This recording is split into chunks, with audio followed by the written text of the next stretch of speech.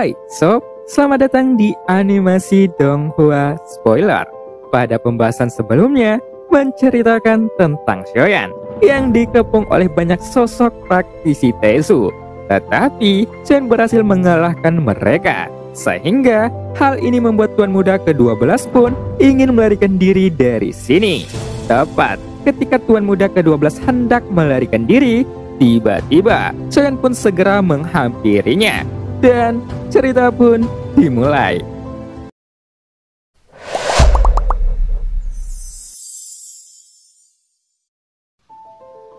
Setelah Tuan Muda ke-12 terkena dampak dari serangan Shoyan, pertahanan dari armor dewa palsu yang dikenakan oleh Tuan Muda pun akhirnya mencapai batasnya.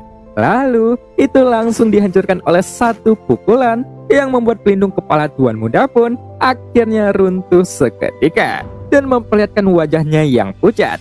Bahkan, ada darah yang mengalir dari sudut mulutnya. Meskipun begitu, dia masih menatap Shoyan dengan mata yang tajam. Jelas, dia tidak pernah menyangka bahwa dia akan dipukuli oleh Shoyan sehingga dia tidak berdaya. Kali ini, dia merasa tertipu oleh kuil langit yang membuatnya benar-benar hancur. Karena di dalam informasi yang ia dapatkan dari kuil langit, mengatakan bahwa kekuatan reinkarnasi dari Yang Mulia Zuzang hanyalah seorang sampah yang berada di ranah keabadian Kaisar, yang menunjukkan para raja roh ini juga pandai menghitung karena mereka tidak bisa membunuh Shoyan. Jadi, untuk membunuh Yang Mulia Zuzang, mereka ingin meminjam tangan dari dunia Taesu. Memikirkan hal ini, Tuan Muda ke-12 pun meraung dengan tidak berdaya. Bajingan, kalian orang-orang sensi, benar-benar licik dan kejam, ucap Tuan Muda yang berteriak, dan ada ekspresi ganas yang terpancar dari wajahnya. Seolah-olah dia telah kehilangan semua kesombongannya sehingga dia terlihat malu. Setelah dia menyemburkan seteguk darah besar, Tuan Muda ke-12 pun mengutuk dengan keras. Melihat pemandangan itu, Shoyan pun mengangkat kepalanya. Kemudian ia menatap Tuan Muda dengan dingin. Namun, tepat ketika melihat Shoyan yang acuh tak acuh, Tuan Muda pun tiba-tiba mencibir. Apakah kamu tidak ingin membunuhku? Sekarang, aku sudah tidak mampu melawanmu. Jadi, sebaiknya kamu membunuhku secara langsung.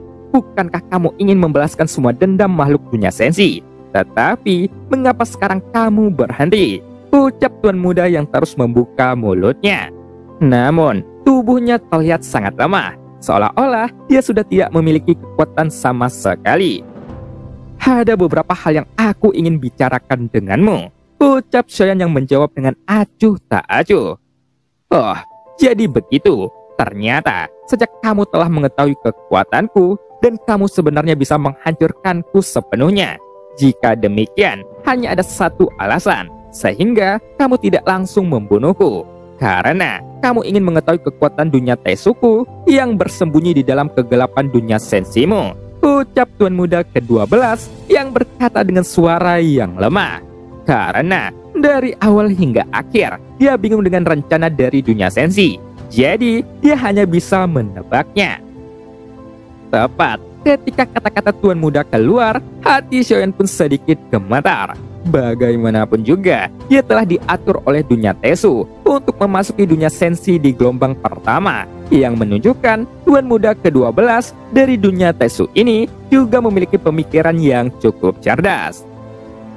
Sebaiknya kamu jangan terlalu banyak berpikir. Tidak peduli apakah aku akan membunuhmu secara langsung atau tidak, itu masalah nanti. Hanya saja aku ingin mendengar apa yang kamu katakan sebelumnya. Karena aku mendengar bahwa pasukan Taesu masih ada di dunia sensi. Bahkan jika masih ada kekuatan lain yang belum pernah aku perhatikan sebelumnya, aku juga tidak terlalu peduli. Lagi pula, aku dan makhluk dunia sensi tidak akan pernah takut kepada dunia Taesumu yang lemah. Entah itu dunia Taesu yang ada di kegelapan maupun di tempat terbuka. Jika mereka berani datang secara alami, aku dan makhluk dunia sensi akan membunuh kalian tanpa ampun sedikitpun, ucap Shoyan yang berkata dengan acuh tak acuh. Kali ini, sepertinya pembicaraan di antara keduanya sedang menguji mental satu sama lain. Dengan kata lain, komandan tertinggi ingin menguji mental Shoyan. Begitu pula dengan Shoyan. Hanya saja, kemampuan Shoyan dalam berakting masih kurang bagus, yang membuat komandan tertinggi pun sedikit curiga. Jadi, menurutnya, Shoyan sepertinya sedang berpura-pura menjadi babi dan memakan seekor harimau. Namun, apa yang dia tidak tahu adalah saat ini Shoyan mendapatkan kekuatan yang sangat kuat di dalam tubuhnya, sehingga sulit baginya untuk dapat melihat kekurangannya. Bagaimanapun juga, menurut komandan tertinggi, Shoyan dapat mengalahkannya hanya dengan metode yang sederhana. Namun, meskipun Shoyan bisa menampilkan kekuatan bertarung yang sangat kuat, tetapi sebenarnya keterampilan bertarungnya sangatlah terbatas. Hanya saja karena gerakannya terlihat sangat sederhana, tetapi gerakannya cukup lumayan banyak, sehingga itu dapat memberikan efek yang tidak terduga kepada Tuan Muda ke-12. Bahkan, itu bisa membuat Tuan Muda merasa bahwa Shoyan terlalu kuat di dalam pertarungan di antara keduanya, yang membuat Tuan Muda akhirnya menyerah untuk bertarung dengan Shoyan. Dunia sensimu di masa sekarang memiliki kekuatan yang terbatas, dan mereka sangat sombong sama seperti dirimu. Apakah kamu tahu bagaimana dunia Taisuku menghancurkan dunia tanpa batas? Dan bagaimana situasinya sekarang? Ucap Tuan Muda yang berkata. Kemudian ia menatap Shoyan dengan dingin. Tapi sekarang dia tidak tahu apakah dia harus tertawa atau menangis, karena setelah melihat ekspresi dari Shoyan yang seolah-olah kebingungannya pun langsung menghilang dari pikirannya. Kamu harus tahu, selama kamu memiliki tubuh Yuan Shen sebagai avatarmu, sebaiknya kamu harus lebih berhati-hati.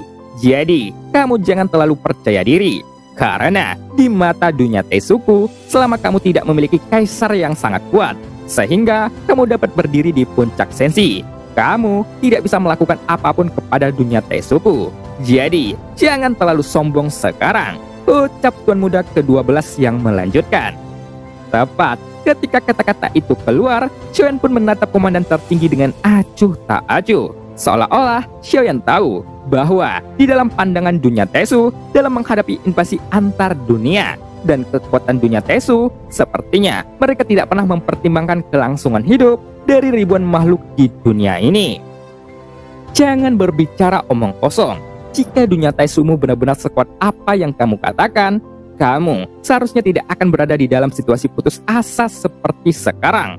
Apakah kamu tidak memikirkan kehidupanmu? Ucap Shoyan yang berkata sambil tersenyum. Kemudian dia berkata secara perlahan.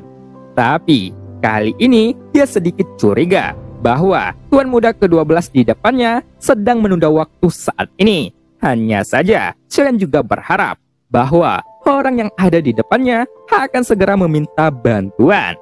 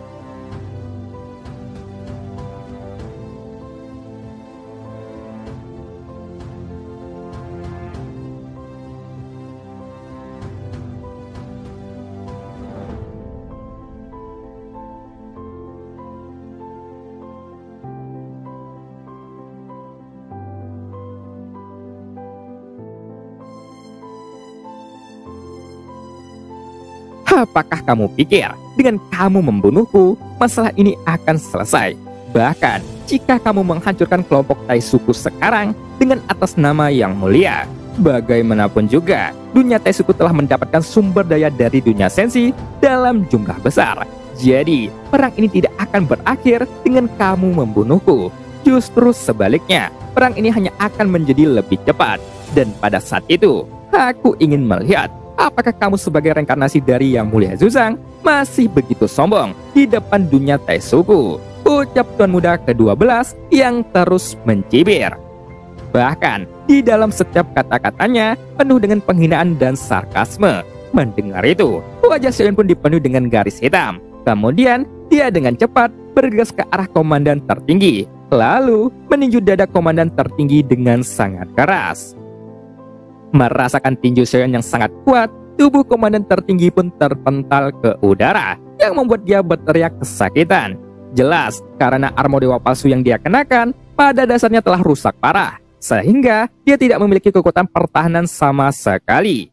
Jadi, setelah dia terlempar ke udara, dia langsung menyemburkan seteguk besar darah dari mulutnya.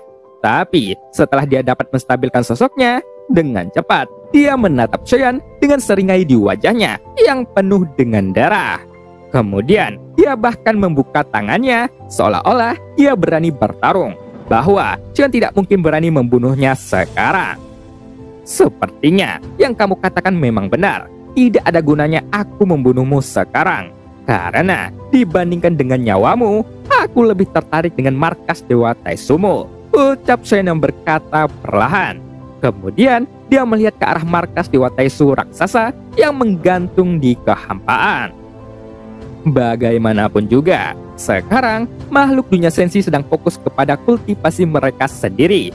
Namun, di antara mereka sangat sedikit orang yang mempelajari tentang teknologi Minghe. Oleh karena itu, teknologi dunia sensi masih sangat sulit untuk mencapai tingkat yang menakutkan seperti dunia Taisu.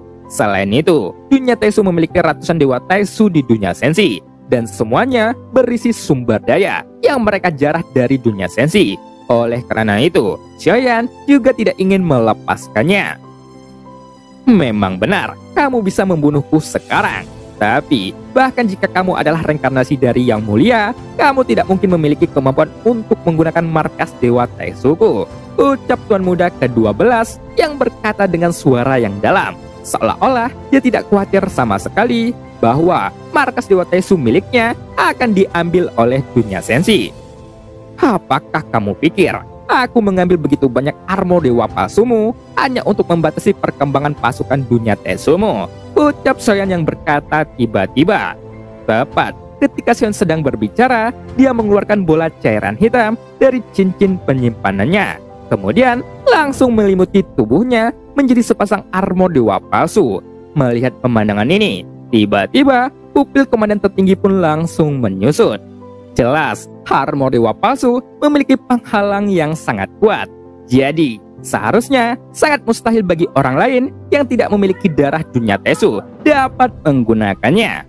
Oleh karena itu, saat dia melihat Xiaoyan mengenakan armor dewa palsu yang awalnya dia selalu sombong dan meremehkan Xiaoyan, sekarang dia sangat tercengang sehingga merasa tidak nyaman.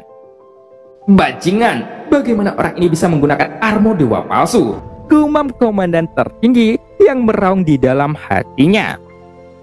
Armor dewa palsumu memang sangat bagus. Karena aku bisa menggunakannya, seharusnya aku juga bisa mengendalikan markas Dewa Taisumu. Satu lagi, jika armor dewa palsu ini diberikan kepada pasukan dunia sensiku, pasti akan memiliki efek yang sangat bagus. Jadi, seharusnya kamu dapat membayangkannya, ucap Xiaoyan yang tiba-tiba. Tepat ketika Xiaoyan berbicara, tiba-tiba ada kilatan cahaya di antara alisnya. Seolah-olah dia telah melepaskan kendali kepada markas Dewa Taisu ini di kehampaan, yang membuat komandan tertinggi pun tidak bisa menahan diri untuk gemetar saat ini. Dia merasa kehilangan kendali dari markas Dewa Taisu sepenuhnya, sehingga dia meraung dengan marah. Bajingan, bagaimana bisa ini terjadi? Ucap tuan muda ke-12. Di tengah keterkejutan komandan tertinggi, Xiaoyan pun tersenyum sedikit. Kemudian ia berkata dengan mencibir, "Di dunia ini tidak ada yang mustahil. Kamu menganggap dunia sensi terlalu kosong, sehingga sama sekali tidak memiliki peluang untuk menang. Tapi menurutku, jika sensi terlalu kosong atau bahkan tidak punya peluang untuk menang, jika kamu tidak percaya, maka kamu dapat mencobanya," ucap Xiaoyan yang secara terus-menerus mencibir dengan kasar.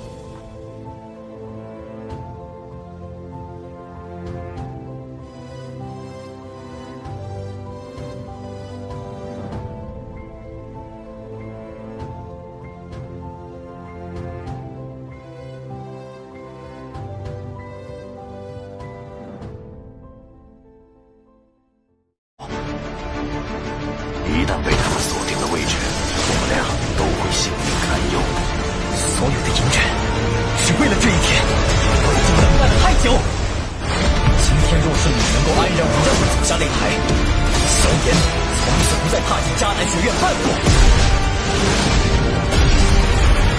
他迟早会发现的，既然如此，就给他一个惊喜吧。今天我不会让你们两人彻底的闭上嘴。就算他还活着，你们之间也绝不可能。